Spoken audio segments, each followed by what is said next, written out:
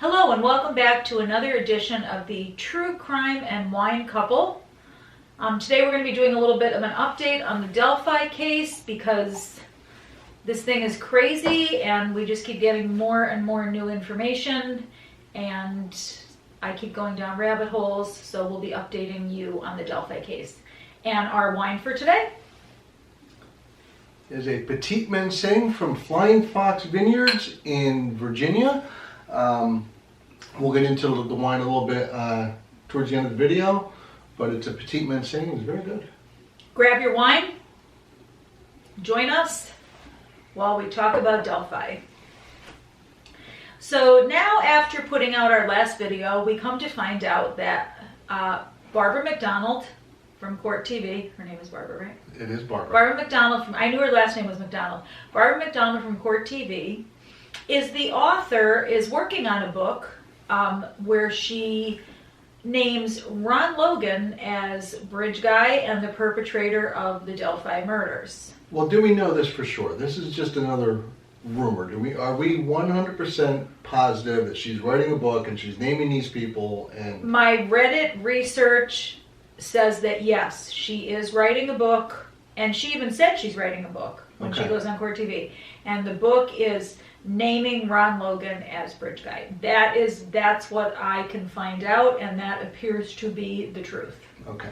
What we really do want to get across, though, is that these are our opinions. We are not stating facts because I don't think anybody knows the facts. In this case, we really didn't state our opinion either. We said what Barbara McDonald had said. Or we're going to report on what other people are saying. There are so many theories out there. There's so many different avenues that you can go down. So we just want to try to clear that up a little bit. So that's the purpose of this video. And neither one of us, I mean, I know I'm not decided. Like I said in our last video, I think that the cops, law enforcement has to have more than they're telling us, and I think there is more out there that we don't know. And then we did receive a comment that someone agrees with me that the public deserves to know all the information. Peter does not agree with that. I do not agree with that, no. So, but this case is just crazy. There's so many rabbit holes, and, there's so much conflicting information out there. And we want to know the truth. We're waiting to see all the evidence. We're hoping it does go to trial in October. Although I don't see that happening with all the infighting amongst. Which brings up another question: why all the infighting? Why is Nick McClellan filing all these motions, going for these contempt hearings? Why is he spending all of his time on Richard Allen's lawyers when the man should be preparing to try a murder case? With so many different angles, you would think he would be spending 24/7 working on that case, not all these other filings. So what's up with that? Why is he wasting his time? Well, I don't know if he's wasting his time, but why is he spending his time on these avenues instead of preparing for the case? Another problem with the case is that, some people think that Baldwin and Rosie, and let's face it, Rosie did nothing. Rosie did not have the crime scene photos converted and given to podcasters from his office. That came from Baldwin. Right.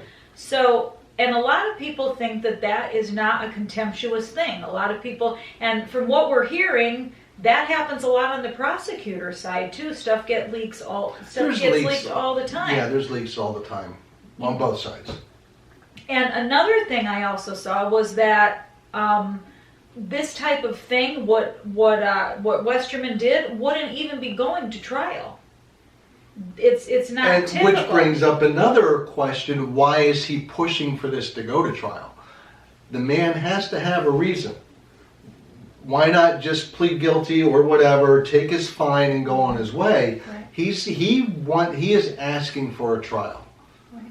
I think he's asking for a jury trial. Yes, it's a jury. So he wants to get something out there. He wants something to be on the record. In your opinion. In my opinion, he wants to get something out there because he is setting himself up where if he would just plead guilty, he'd get a little fine, slap on the wrist and go on his way, where if you go in front of a jury and you're convicted, that's leaving you open to jail time. So there has to be a reason why he wants to go in front of a jury. And my only thought is he has information that he wants to get on the public record. And we're getting the comments that, we're one-sided, we have a narrative here. We really don't. I mean, if, people make comments and, say that we're biased in this and that. And I'm saying, if you have the evidence, send it to me. All we know is what we see. Not rumors, not this guy said, this guy saw, this guy lives next to the woods and he saw lots of lights. No, we want evidence. Right now, if I were on a jury and this was the evidence that was presented to me, the man would not be guilty. I'm sorry, I would not vote to convict him if I was a juror. That's why we're hoping that law enforcement has a lot more than what's out there. What sort of concerns me is when Labredo came on Court TV and he did that interview with Barbara McDonald, and he stated that he was convinced that Richard Allen is innocent.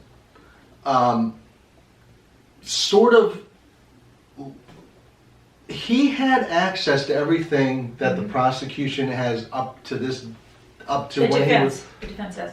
No, what I was going to say is Labredo had access to everything the prosecution has up to the point where he was kicked back off the case.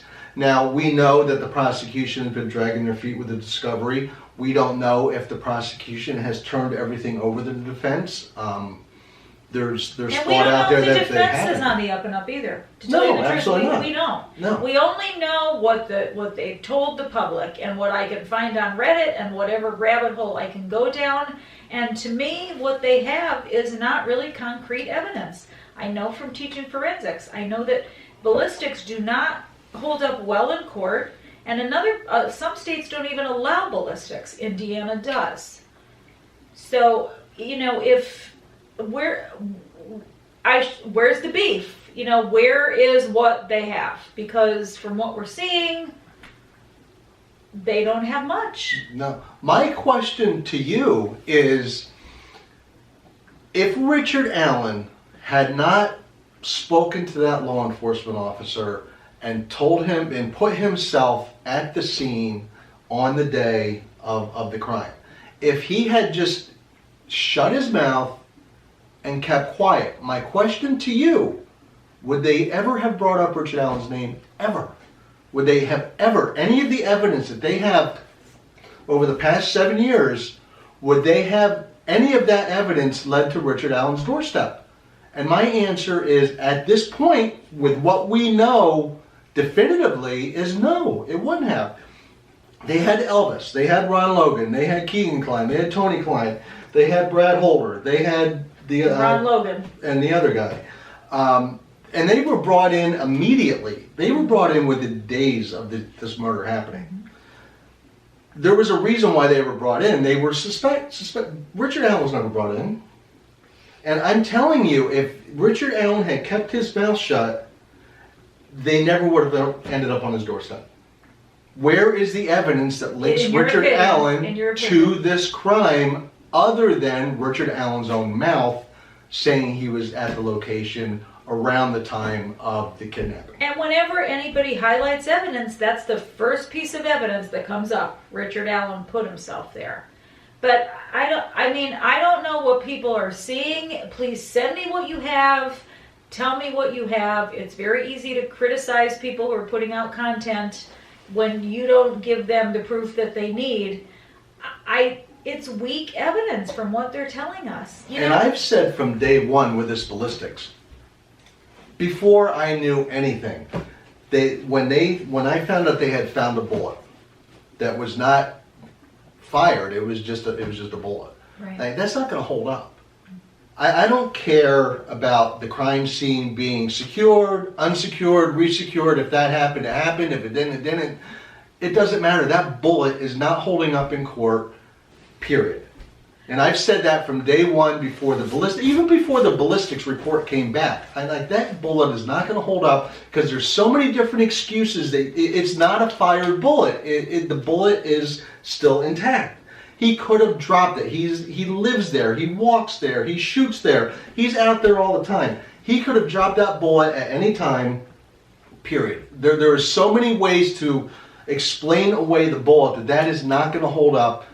At least in my mind, if I was a juror, I'd be putting that aside, saying that that's just not enough, that there's nothing there. And ballistics are very iffy. Another problem that I'm seeing in the report is that the chain of custody is not clear. And that's going to be a problem because you need to establish that chain of custody. Also, what was the triangulation at the scene? We don't know that. Somebody brought that up in the comments. That's excellent because forensically they sketch the scene and they triangulate everything. We know, I know that. But yeah, that's one of the major things they teach in forensics is that ballistics are very iffy and they don't hold up in court well, because you're dealing with class evidence versus individual evidence, and it's confusing, what goes with what. But yeah, like I said, the evidence is weak. Okay, so they've got the unspent round, they've got the fact that he placed himself there. They've got the fact that a very grainy image, I'm sorry, but I don't think they're going to be able to enhance that bridge guy video to make it look like a real person. It's so grainy. I mean, God bless Libby's heart. She took it, she took the best she could, but, obviously the bridge guy did not want to be identified. And we were watching something last night, and I saw a picture of Tony Klein. I'm like, that's Bridge Guy. Look at Tony Klein and look at the Bridge Guy. All right, this is all Pete's opinion. This is my opinion. Because nothing has been proven that the Kleins are in any way connected. There's no connection proven between the Kleins. But look at the picture of Tony Klein and look at Bridge Guy and tell me that does not look like Tony Klein. But it looks like Ron Logan too. And another thing I question is, I totally believe people who are saying that Barb McDonald is right in that book and she's biased. Then how is she able to go on court TV and tell these lies? How is Libredo able to go on court TV and tell if he really isn't convinced of his innocence? I mean, he's going and they're lying on court TV. Now, one thing I will say is, I have to say, we were seeing Delphi getting very few views or anything like that, right? I mean, even some really popular, channels would get no views on Delphi. But ever since Barbara McDonald went on court TV, we don't know if it's that or it's the anniversary of the murders, because, the anniversary just came out around the same time. I mean, even our views on Delphi are blowing up. But Delphi wasn't really getting the views. It wasn't getting the airtime. It's crazy because it's the most insane case out there, in my opinion. Well, yeah, it's the most interesting because there is so many different directions you can go down, and none of them really tie together. I have my theory. She laughs at me every time I say my theory, but to me, with all of what we know, which isn't much really, we have a lot of conjecture, we have a lot of rumors, we have a lot of this and a lot of that, but every time I hear something, it just pulls my theory together. And I'm going to throw it out there one more time. Tony Klein, Keegan Klein, they lured the girls there. In Pete's opinion. In my opinion. This is my opinion. I want to make that clear. This is my opinion. Tony and Keegan Klein lured the girls there. Ron Logan was involved because it was his property. You had Brad Holder, you had Elvis, and you had that other Patrick Westfall. Elvis, Brad, and Patrick are the ones that did the murder. Elvis is probably the one that did all the dirty work. Elvis was the lackey? Yeah. Patrick, they have that testimony from his girlfriend that he took her truck that day, returned it, there was blood all over the side of the truck. It took her days to wash that blood off. Elvis, there's new evidence coming out about Elvis now that he was cruising around the area in a black Suburban trying to pick up underage girls. They even caught him on CCTV. So and then Brad Holder had all of that Odinist stuff on his Facebook page. I'm sorry, none of that leads to Richard Allen. Richard Allen doesn't know any of these people. Some of these people have been interviewed and stated, we have no freaking idea who Richard Allen is. We don't know the man. Mm-hmm. None of his stuff, as far as we know, none of his phones, his computers have linked him to any of them or the girls. I'm sorry, I just see it as their original theory that they really hammered in on right at the beginning of the case is probably the truth. And I still think that Richard Allen was arrested because of that election. I don't think anybody's going to convince me differently. I don't know who it was. I don't know. I have reserved my judgment. I have no idea who did these murders. The only thing I think is strange is that when everything was going down with Keegan Kline and his arrest and all that, it was a very strange timeline that somehow to me it's got to be connected. That's my opinion. I could be wrong. Like I said, I'm waiting for the trial to decide what's up, but I don't see a strong case here. If somebody knows something that we don't know, like we don't live in Delphi, we're not driving past the crime scene. Believe me, I wish we lived in Delphi at this point in time. Probably I wouldn't want to stay there forever, but I wish I was there to watch all this go down. I don't know. I'm waiting on the evidence. I'm waiting to see what law enforcement has, but right now their case is weak. The eyewitness testimonies and the probable cause affidavit don't add up. Different people saw different things, Yeah, I remember reading that PCA, and I'm like, okay, so where are the other two people that these witnesses had described? Because they literally really did describe 3 different people. Yeah. Which then brings me back to my other theory with Elvis, Brad, and Patrick. 3 people. The PCA described 3 people. I mean, it just doesn't make any sense. And the only thing why would they arrest him? The only thing that makes sense is because of the election, but I don't know. I just... And if Barbara McDonald and Libredo went on court TV and lied, shame on them. I mean, sooner or later, they're going to get Barbara McDonald's going to get exposed. Nobody's going to read her book. If she's on court TV lying and then she writes a book, nobody's going to read her book. She's going to be proven to be a fraud and she's going to get canceled like everybody else nowadays. She is a journalist. She is a reporter, and we have to... Or do we? We don't know what to believe anymore. I know, but you sort of have to put your faith in somebody at some point. Well, my faith isn't in her anymore after I've gone down the rabbit hole. My faith is in no one in this case. I don't, and people are like, well, read the law enforcement website. Well, you know what? I don't know if I trust law enforcement. I don't think I trust anybody in this case, to tell you the truth. So, if you have information, please send it to us, okay? I've gone through hundreds of documents, countless hours on Reddit, watching as many, podcasters that I think are reputable as I can, and that's another thing. This infighting with these podcasters is insane. Yeah.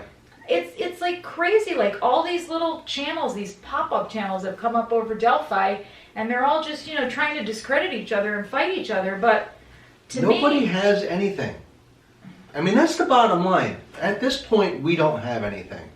And Mary thinks that we should.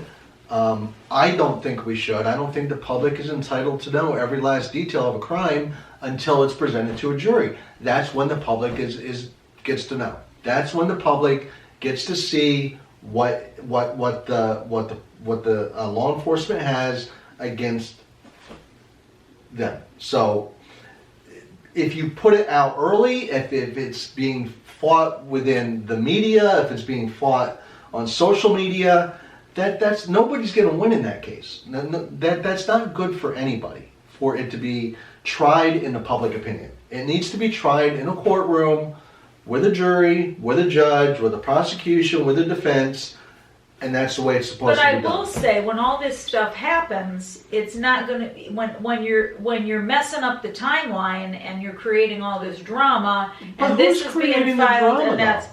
well, I'm just saying with the whole thing that's going on in the court. Yeah. I mean, this should have been. It should be decided by now. Richard Allen should have been guilty or innocent. It should have been all been done. This trial should be over by now. Well, this judge is just. This Well, judge that's what I'm saying, is though. bad. That's the problem. I'm sorry. But when that stuff happens, then you leave it open to conjecture. Well, You yeah, leave it open absolutely. to, yeah, so and that's now the in the problem. day and age of social media, everybody gets to comment on it, and everybody gets to hear their comments. But even though Pete has a theory, we are still open to any and all theories, any and all opinions, absolutely, any and all evidence. And I've told Mary time and time and time again, give me one concrete piece of evidence pointing to Richard Allen, and if I was on the jury, I would convict him. Fingerprint, DNA. And all anything. accounts, they have nothing. They've got no social media link, nothing on his phone linked him to the girls. There's no DNA. I mean, who knows what they got when they searched the house? We don't know, but everybody's saying there's no We don't DNA. know, but we don't know if there is or there isn't. But we don't know if there were trophies, if he has stuff. Like we well, see, don't and know. that's the other thing. I said also a trophy when they searched Right. his home, searched the fire pit. If they found a trophy, well, there you go. That's a solid piece of evidence. But as of right now, we don't know of any solid pieces of evidence against anybody. No, and these people who say, he's definitely guilty, show me what you got. I want to see it. Yeah, exactly. For anybody who says Richard Allen is definitely guilty, please show us the evidence. Yeah, I want to see it. I want one piece of evidence. And just one. Another thing people keep pointing to is the confession, but That's that is not going to hold up. It's just and not. especially when if you tie in all of the other stuff that came from the Franks memorandum with all this Odinism stuff, crap, whatever you want to call it, it is really super easy to make the argument that he was coerced into making those confessions because of those prison guards in that prison, the way they were treating him, the fact that they were Odinists. I mean, which is Well, they just admitted bizarre. to it. I know, which is bizarre that he was being held by Odinists. The way the lawyers were able to conduct their interviews, still to this day, they can't get alone in the same room with the man. He's in shackles. He's in handcuffs. He can't sign anything. He's looking through a little peephole. He can't see videos. Which is reported, He can't and see we should say anything. that is reported by the attorneys. This is And, coming from the attorneys themselves. And you can't say that these like groups don't exist in prison. Danny Masterson from Hyde from that 70s show just got beat up by Brothers by Choice group. The that BBC, are an offshoot of the Aryan Nation. Right, that are Caucasian people that want to be African American. I mean, so you can't say that this crazy stuff doesn't go on. It does, yeah, it's out there, unfortunately. So, like I said, if you've got something, maybe Barbara McDonald did lie. It would make sense that she lied. It pushes her narrative, but I don't. And I think, and all the channels seem to either be one way or the other. I don't. I'm totally in the middle here. I don't know. If you have something, send me. Okay, so like and subscribe. Hit that like button. Please subscribe to our channel. We want to put out more content. We love interacting with you in the comments. We welcome all and any comments. Please be respectful in the comments. Please attack the argument. Do not attack the person. Please be respectful of us. We will be respectful of you. And now we're going to talk about the good part. Yes, the wine. the wine. So Flying Fox Petite Mincing. It's got the year on it too. Ooh, fancy. Yeah. Do you remember this winery? Yes, I do. You do. It was a really cool tasting room. They had you walked in and there was a couple sides and there was all those leather couches and leather chairs. Oh, yeah. And yeah, it was really cool. But it was in Virginia in the Shenandoah Valley. We were down there a couple years ago. And it's Petite Mincing. It's very good. This is a great grape. So for those of you in the South who were enjoying, I think we had people from Georgia say that they have it out there. For those of you in the South enjoying it, lucky you, because we can't get it around here. No, we No. when we got down here, we never heard of it before. Like petite matin, what is this? And It's like good barbecue and mac and cheese. We can't get it up here up north, so. exactly, but yeah, no, this is very good. Flying Fox Vineyards in the Shenandoah Valley in Virginia. Stop by, it's good. So like and subscribe. And like I said, we welcome any and all opinions. Give us what you got. You know, maybe Bart McDonald is full of crap. Maybe the Frank's Memorandum is full of crap. Maybe everybody's full of crap. You know, I don't know. Maybe Richard Allen is too. Maybe he did do it. We have no idea. Well, he thinks he does, but I have no idea, so. Elvis. That is his opinion. Yes. We are the True Crime and Wine Couple, and we'll catch you in the next video.